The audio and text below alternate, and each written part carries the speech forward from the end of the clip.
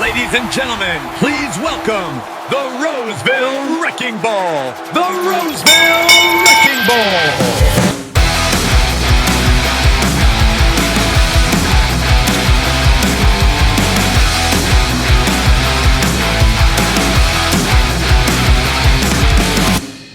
Joshua Shrum.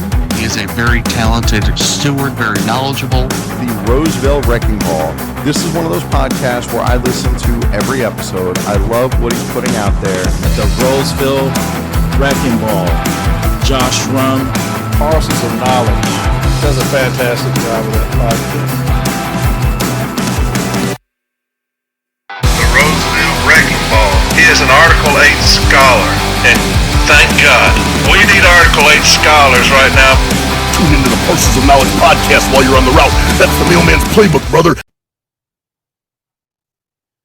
Welcome back to Parcels of Knowledge, the podcast dedicated to delivering knowledge to the city letter carrier with your host, the Roseville Wrecking Ball. Today we have a special guest. Would you like to introduce yourself? Yeah, hey everybody. I appreciate y'all listening, and I appreciate you, Josh, for having me on. My name's Lew Drass, and I'm running for national president for the NALC. All right.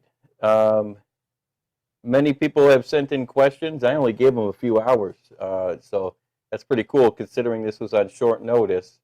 The first question you're going to have is, why have you left the NALC and what have you done since then?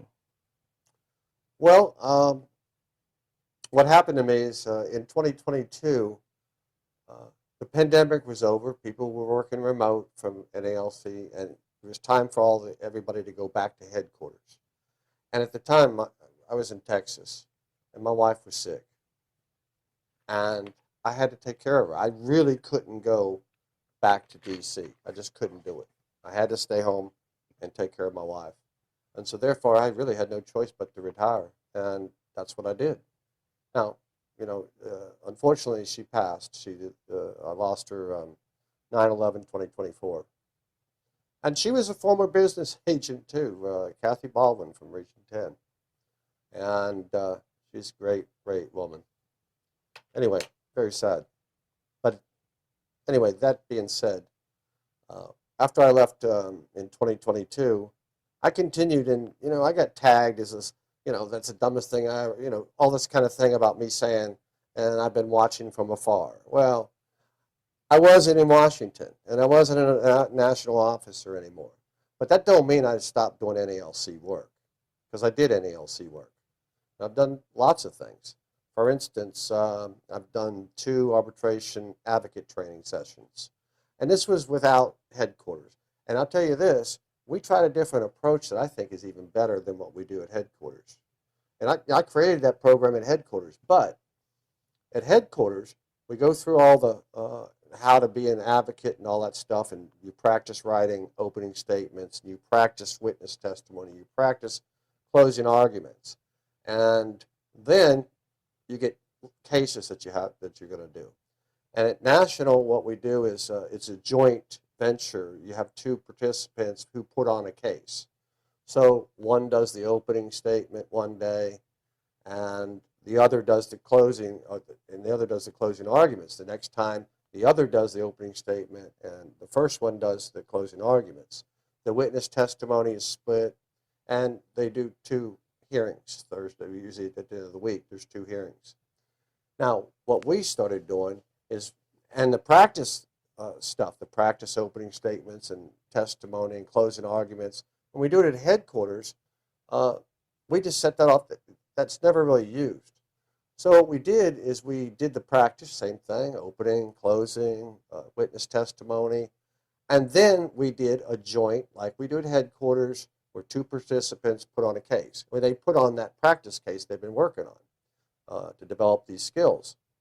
And then each advocate has to do 2 whole cases by themselves. We made the cases a little simpler than what we had at headquarters, which is good. But an advocate coming through this gets 2 whole hearings by themselves and a third one where they do a joint presentation. And I think it's more effective. That's just my opinion. But that's one thing. I put together Others helped. I didn't do everything by myself. I'm not claiming that. But we put together a arbitration advocate training class and put that on. I went to 3 different regions this year and put that on, region 8, 10, and 12. I thought it went pretty well. I've continued to read all the arbitration awards that come out. I edit the arbitration synopsis document. Maybe you don't know what that is, but what it is, it's good. It's sent to advocates, and it's a short version of every award that comes out. And if you're an advocate looking for sites, this thing's really helpful. And I've continued to do that. We started that in 2015, and I've continued to work on that right up till now. I went to New Orleans, and I get a bad rap for this too, from some. I went to New Orleans. There was a big backlog at B, and myself and 3 others, a group that I got together, and it was a team of 4. And we went to New Orleans, or not New Orleans, but went to Baton Rouge, where the Louisiana Step B team is. And there was cases pending at B, and we took them and solved a bunch of cases, like over 7,000 cases. And nobody's ever done that like this. We didn't make Step B decisions, and we didn't make pre-arbitration settlements. We settled the cases. Now, the cases we were settling, they already have Step B decisions on these issues they have. I don't know how many, hundreds sometimes. But there's all kind of cease and desist, cease and desist. All that's been done. This time we were looking to solve cases and pay them. Now, in New Orleans, and what I've never said before on my podcast, we went back and forth. I've been back and forth with Corey on 8 arbitration. And he calls it the C team and all this kind of thing, which is a management term. I'm not trying to disrespect, but that is a management term. And this is different. We solve cases. What we did is we solved them prior to a Step B decision. Now, I want to what I didn't do before is tell you what the issues were and what the payouts were. All we did is implement local settlements down there. Now, for instance, I'll give you one. 3996. How many of you ever had a 3996 where management doesn't give you the time that you asked for? In New Orleans, they have a choice. They can either give you the time you asked for, or they can walk with you. They can walk with you if that's what they want to do. But if they don't walk with you and they don't give you the time, it's a $60 bill at this time. It was $60 they owed. And we paid every single one of these cases, every incident, for everybody. If that happened to you and a grievance was there, $60 in your pocket. All right. They had a habit of disallowing, or not disallowing, but changing your time records. You know, this hour office time thing. So they want you to have an hour office time. Let's say a carrier worked an hour and a half in the office. They would take 30 minutes of your office time and transfer it to the street time and falsify your time records. And that paid $75 every time they did that, any case that was filed. We paid every dime of that. And we found a few instances where this particular supervisors would steal a little bit of time. There wasn't many, maybe 10 times, maybe. It might be a click. It might be, the highest one was maybe an hour or something like that. But what we paid those letter carriers was $1,000 each per, if they did that to you. And if they did it to you twice, it was $2,000. Plus they paid you what they owed you. In New Orleans, they had a settlement that said, dealt with night differential.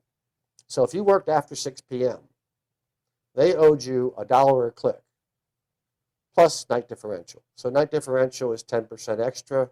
And if you worked until 7, that's an hour, they owe you $100.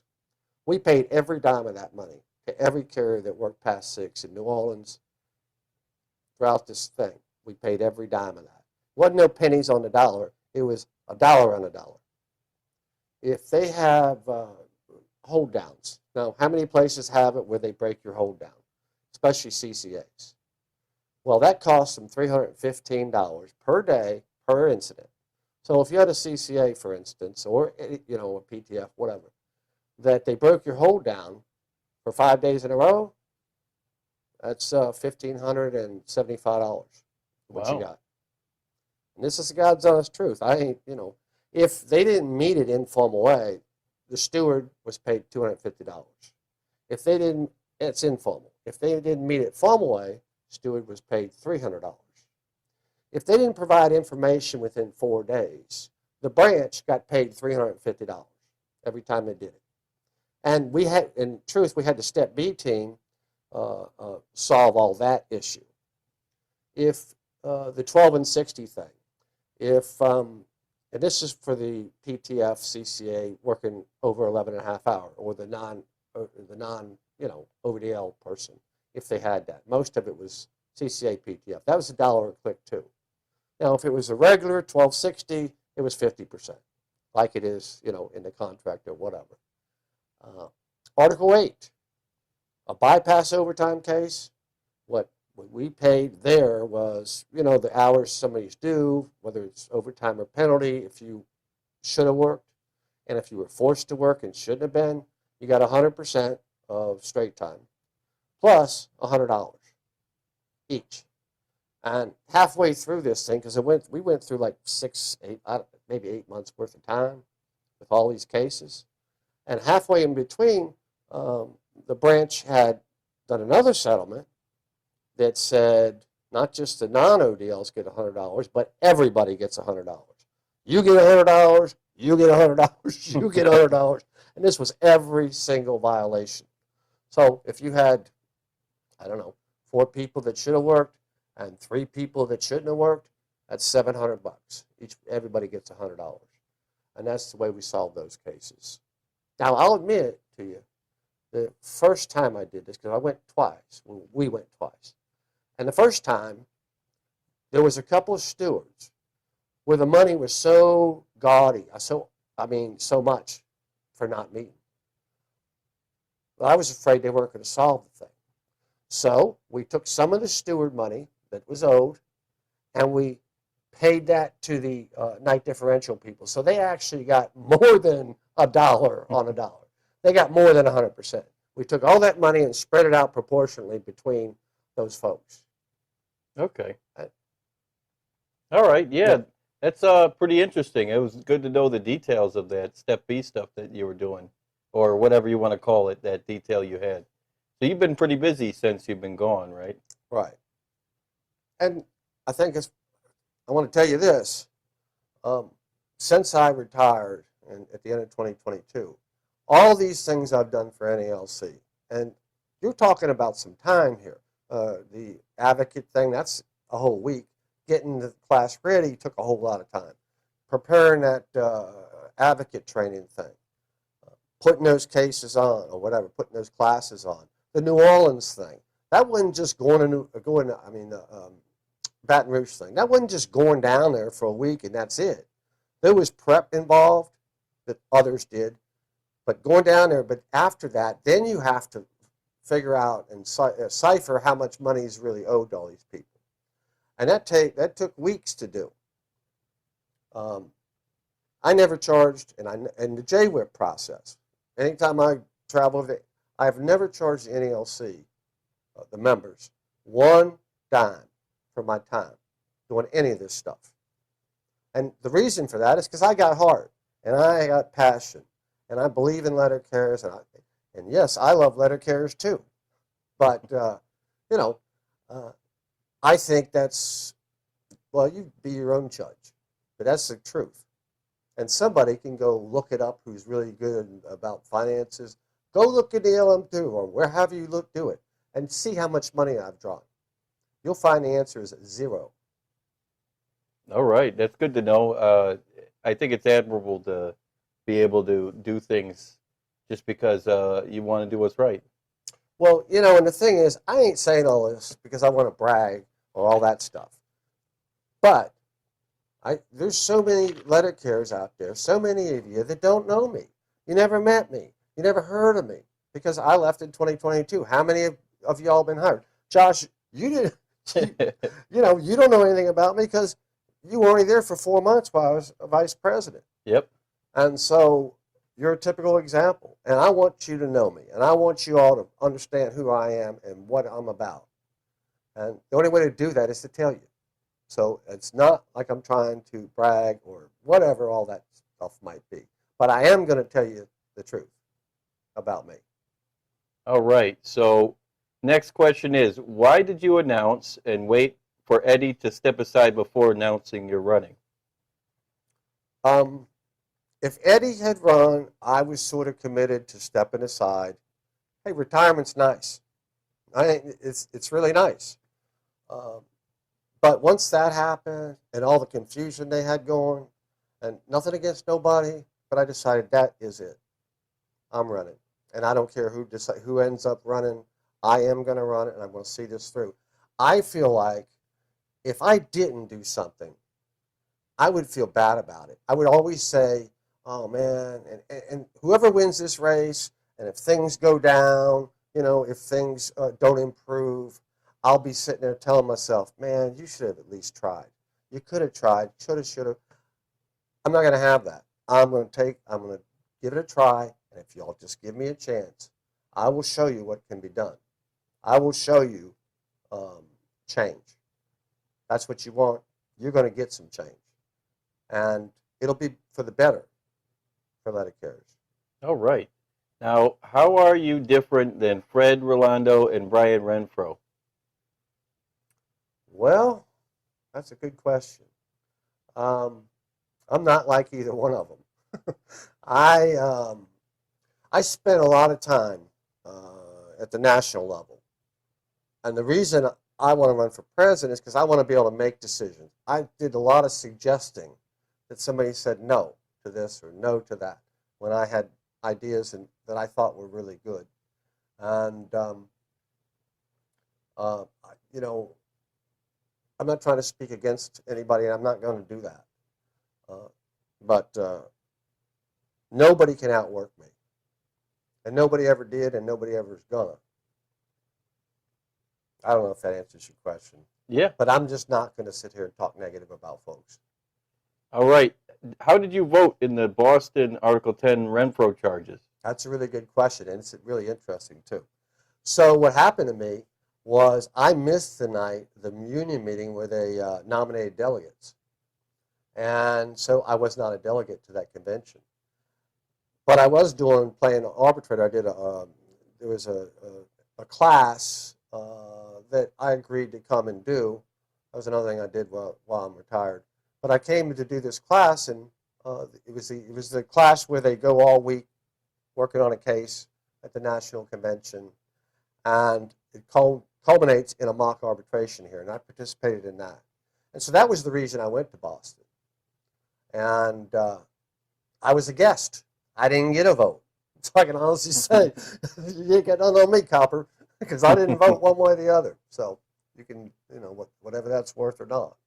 It was funny. We had to leave the hall anytime y'all were voting. The few days I was there, we had to, when the vote came, anytime there was going to be a vote, we had to leave. And it was kind of fun, really, because I met a lot of people, or seen a lot of people I haven't seen in a while. It was different. But no, I didn't vote one way or the other because I couldn't. Do you support anyone on the CLC? I support and will support whoever the members decide to elect. That's just the way it is.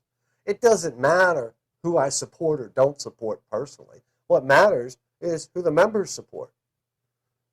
Certain people will get elected, and I'm very confident that the CLC slate will not 100% come in. I don't believe that. I don't believe the administration slate will 100% come in either. I believe it's going to be a mixed bag. And you're not going to know until the members decide. And if you elect me, I'm going to be in the best position to bring these people together, I believe, because nobody can peg me for being on this side or that side. So I think it's a good place to be. Now, Lew, you have been an excellent educator. Now, I don't fact check these, Okay. but I imagine it's probably true, and have done so much for the NALC. Why did you stop your podcast, Drastic Measures, and will you be starting it up again? I'll tell you, I'm not tech savvy, and That was a lot of work putting that on for me. And I just never really got I really wanted to make that a radio program kind of thing where people can call in. I just never got it up off the ground. And then, to be honest with you, I don't like all the negativity, all the comments that people want to make, taking pot. You know, you ain't got to be that mean, but you are. People on social media, it's just the way it is. And I understand it, you know, welcome to the jungle, whatever you want to call it. But that was one problem. And I really didn't think a whole lot of people listened that much. I didn't. But I got educated at this convention. I've had so many people come up to me and say, man, I loved your podcast. I wish you know, all that. And I really didn't realize that. But I do now. And yes, I'm going to start the podcast again. And I'll do my best. Maybe I can do a little better with the technology. Maybe I'll get a better speaker. Maybe I'll get like you where I know what I'm doing. Next question. What has been your greatest accomplishment as an NALC officer? Wow. That's hard to say. I think I can't just put it on one. Like creating the arbitration advocate program. I got a lot of enjoyment out of that, planning arbitration advocate seats, I call it. And you watch them grow. They go out there and start doing cases, and they start getting better and better and better. That's very rewarding. The Advanced Formal A and Beyond training program, I created that. We trained 1,000 advocates, or 1,000 formal A people. I still have folks come up and say, that was a great class, and all that kind of thing. Those were good. At one time, we had the regional arbitration backlog down below 1,000. It was like 800 and something cases pending. That was rewarding. Doing the grievance starter thing, I created that whole grievance starter thing. People use that all the time, you know, all over the country. It's still there today. That was an accomplishment that I felt good about. I feel good about. It's a gift that keeps on giving. I authored the NALC route inspection guide. That's still there. That was an accomplishment. I started from scratch on that. People can say whatever they want, but I know what happened. I started from scratch, doing this on a pad, trying to figure out, because I wanted to do the before, during, after for a union steward. Something to make it easy. The forms description, I think that in the back of that thing, anybody can look at that. And if you want to learn about route inspections, you got to learn the forms. And there's a description about every single route inspection form in the back of that thing, where you could sit there and take this and take the description and take a blank form and learn how to read that form. And once you learn how to read one, you know them all because they're all the same forms. I think that's something I'm proud of. All right. Why would you be against ranked choice voting? You know, I'm not 100% familiar with it, but my view of it is we've been around since 1889. And, you know, you have elections, and whoever gets the most votes wins.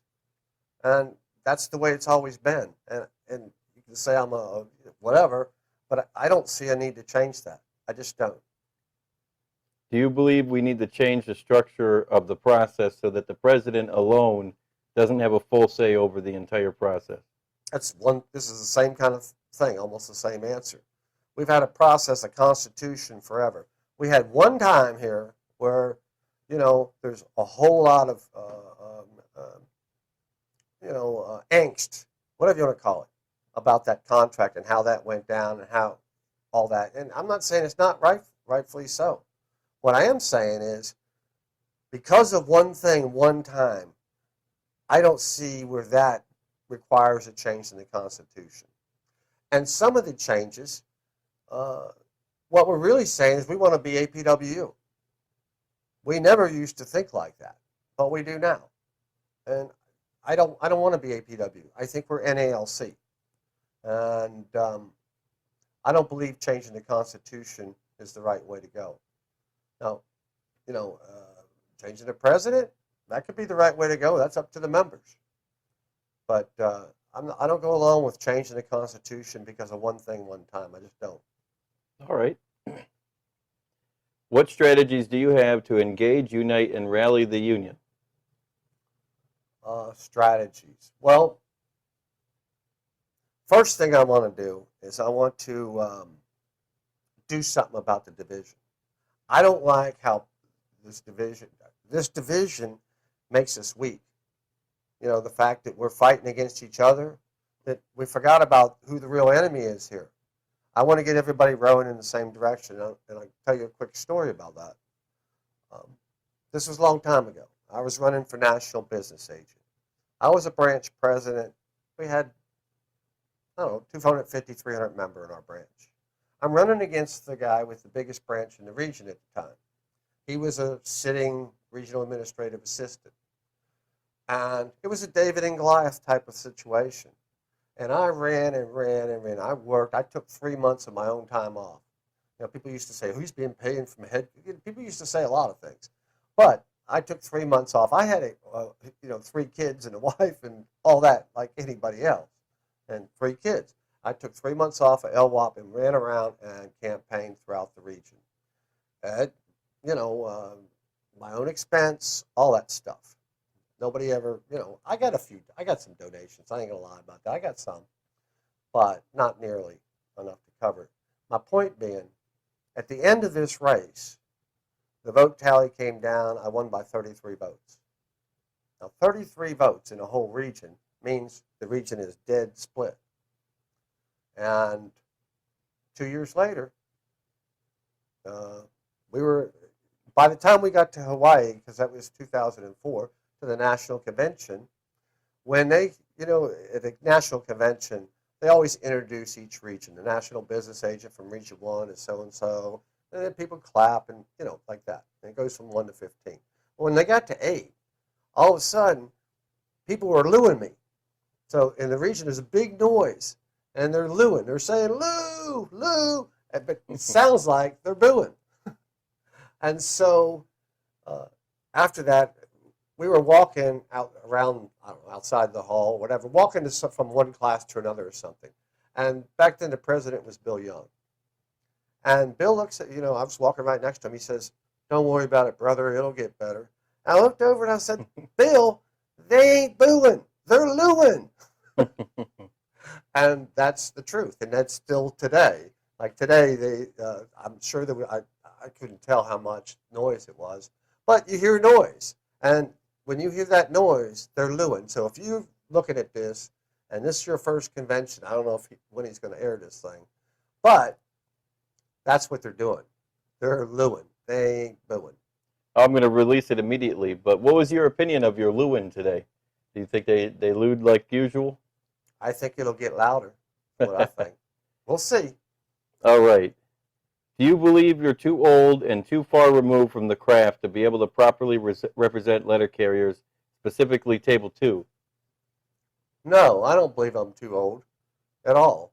And I'm not much older than, some of my, whatever you call, competition for president. I'm young in the head. I'm young. I'm younger than my age. What are you, 25? Hey, I'll be honest with you. I just turned 67, and I ain't ashamed of that. I feel pretty good. And health-wise, and this is nobody's business, but I'm going to tell you anyway. My medication is a baby aspirin every day. That's it. So I'm in good shape, and I think I really could do a good job for you. So I don't think I'm too old. And do I think I'm too far removed? Not at all. Not at all. I've kept up. My daughter is a letter carrier. She's a branch president. Many people know her, Kate Drass. She's with the NALC all the way. She's been a letter carrier for 10 years last April. April 30th, she crossed 10 years as a career. And I watched her as a CCA. And I watched while she worked 35 days in a row when she was a CCA. And they gave her a day off after 35 days, and they broke her hold down to do it. I told her, you ought to file a grievance. But I've kept up with everything that goes on. Now, I can't claim I'm on the workroom floor. I can't do that because I'm not. But do I understand it? Do I know anything about it? You better believe I do. And nobody can tell me I ain't been keeping up with this stuff. So I am not too far removed at all. Now, what is your opinion of Corey Walton's run for executive vice president, and what is Corey's strengths and weaknesses that he brings to that position? I think everybody has a right to run for whatever position they want. And that's what he's running for. And if he wins, he wins. That's the member's choice. His strengths and weaknesses. One of his weaknesses is creating division and mocking people and the way he presents himself. I think that's a weakness. Strengths, he's a smart guy. You know, I helped raise Corey. Corey might not want to admit it, but I did, and he knows it somewhere in there. And he's a really good advocate, and he's a good speaker on these podcasts. I got to give him credit for that. And you know, when he first started it, he really did education. I wish that's what he would do and knock off the rest of the stuff. You ain't got to put everybody else down. You just don't. And I do believe that's his big weakness. That's just my opinion. All right. If you were not running, who would you vote for? Well, I think that's a silly question because it don't matter because I am running. And so I want you to vote for me. And I'm not going to say who's my second choice because I'll be voting for me. So it's just, I'm not answering that other than what I just said. That's fine. I do have a couple last minute questions. Let's see. Okay. And they're curveballs. Let's see. And they're the last two questions. And then, well, actually, 1, 2, 3 questions. And then I'm going to close with an objective question, like I always do, which is, what would you like to add? So, do you believe any national officer who knowingly violates the Constitution should resign? You know, I don't think national officers should have to resign. If the members want to run them off, you shouldn't have to resign. Now, you knowingly violate the Constitution. That's a broad question. Whether you violated the national Constitution. I just heard this thing about, for instance, I'll give you a for instance. Chris Jackson was on Corey's podcast, him and James, and Chris was, Corey said he is the expert on the Constitution. Well, I don't know if that's true or not, but I don't think so. But they were talking about the finances and hiring stuff. Like you're supposed to go to the executive board and ask permission. I want to hire Josh as an RAA. So is that okay with you? And if not, I can't hire him. For instance, let me tell you something. There ain't no president that ever did that. That goes from Brian, Fred Rolando, Bill Young, Vince Zimbrato. You think Vince Zimbrato would have tried to have to clear who he's going to hire with the executive board? Now, y'all can say what you want. Does that mean that if I was to hire somebody, if I was made president and there was an opening for an RAA, for instance, and I chose somebody, after looking, who I think has the most talent, who I think has the best qualifications, and I did that, then I have to resign? I don't think so. I don't think so.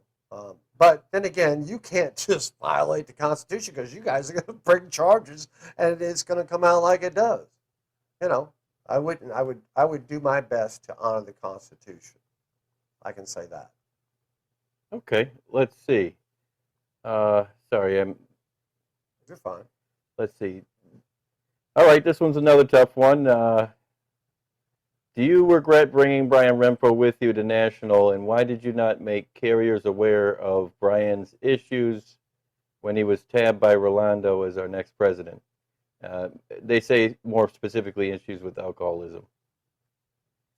Do I regret bringing Brian? No, I don't regret it. It was 2010. I got up to headquarters and I was director of city delivery, and I needed some help. And I know Brian, and he's not dumb. He's a smart guy. I brought him up there to help me. Now, once Fred took him upstairs, I ain't got nothing to do with the rest of that. I had no say in it. Nothing. What am I supposed to accuse him of things? I'm not doing that. And I wouldn't do that. And I didn't do that. And I don't regret it. No, I don't. All right. And then here's the last question. In your brief interview with Next Generation Carriers podcast, you had said, I can do this and I'm the most qualified. But you never said we.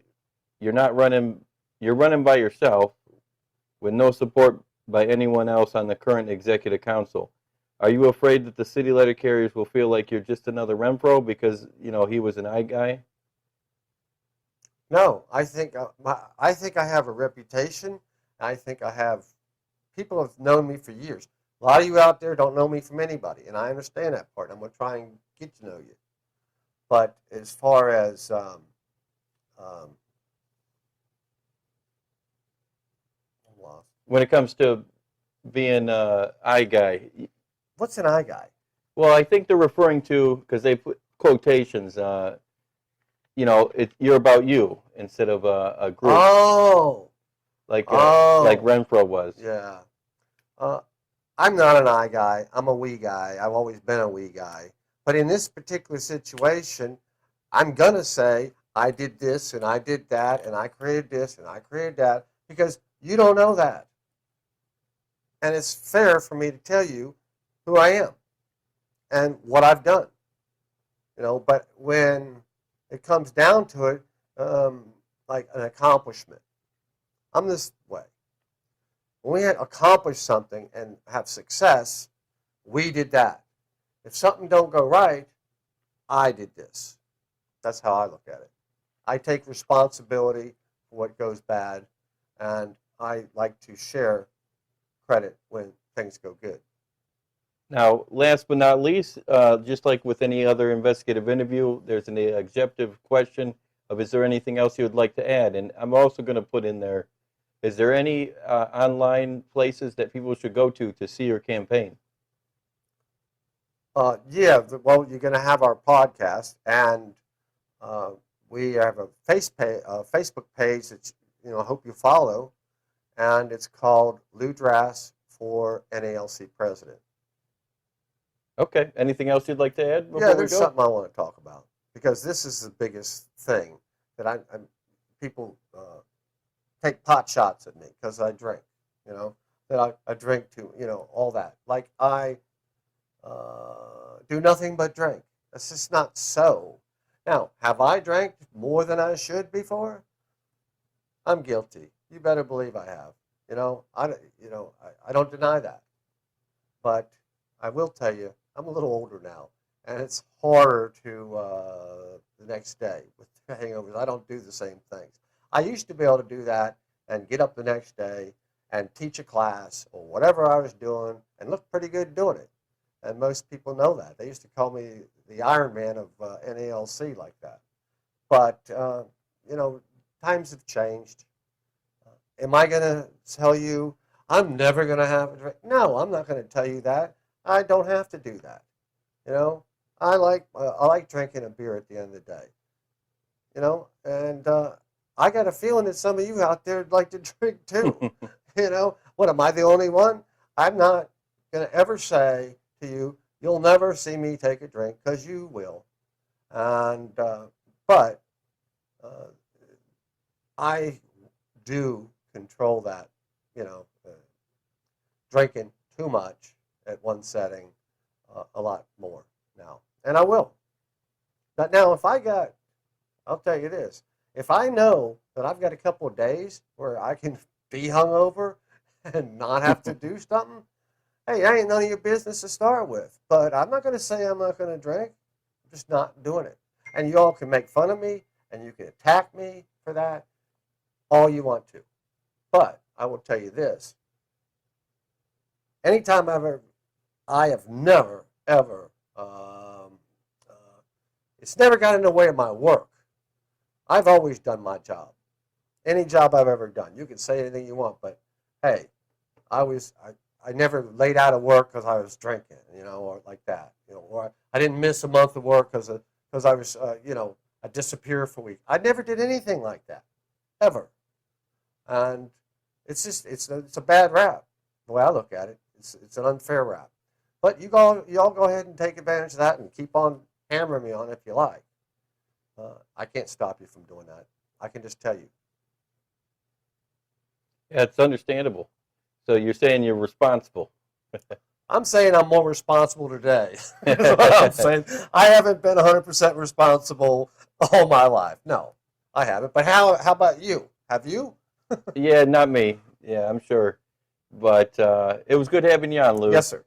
Hey, you have a good day. And look, I just want to tell you, I really appreciate the opportunity to talk to you. I appreciate it too. Talk to all y'all. Thanks for having me. And hopefully there'll be more coming out about me. Please just if you give me a chance, I will show you. And I said this when I was running for business agent and won by 33 votes, where I had no chance of winning that race. People say I have no chance of winning this race. Well, I do have a chance if I get enough votes. And if I get enough votes, you will be looing me 2 years from now and 4 years from now when you get to the convention. You'll be looing me awful loud because I will make some change. I want to do something about, first, the division. I want to do something about the fact that we're not hearing interpretive cases, which is part of the bottleneck of the whole grievance procedure, where management claims an interpretive dispute, and then all these cases get thrown under it, and now we got a dust collection. Yeah. This has to move. It should have been moving all along. That is one change I'm going to make. One thing I'll do, I will file an interpretive dispute about the whole Step B memo, the Step B process. They should have to activate backup teams. In today's world, you have, what it is you got labor over here and operations over there. Operations controls those managers who would be Step B representatives. So you need a backup. Labor can request a backup be released, and operations says no. And that's the end of it. That shouldn't be like that. It really shouldn't be like that. The arbitration process at the regional level, well, you might have 200 cases pending or whatever in a region or a district, and management offers 2 dates a month. That's it. That's the only thing. That's all we can do. That ain't good enough. And it should be. That's something I want to do something about. Yeah. I'm telling you, I have the know-how, and I will get stuff done. You give me a chance. And if you want to meet him, he's here at the convention. Come and see me. And come get a pin if you want. Yeah, we got buttons. All right, let's see. If these guys are getting educated, we will be in big trouble.